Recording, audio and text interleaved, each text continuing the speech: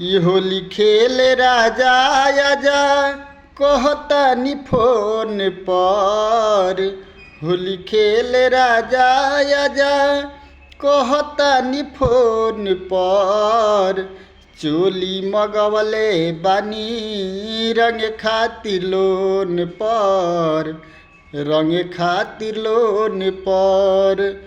चोली मगवले बानी रंग खातिर लोन पर।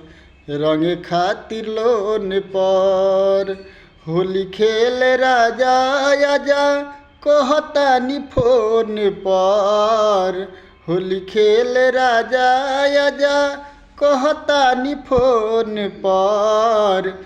चोली मगवले बानी रंग खातिर लोन पर। रंग खातिर लोन पर।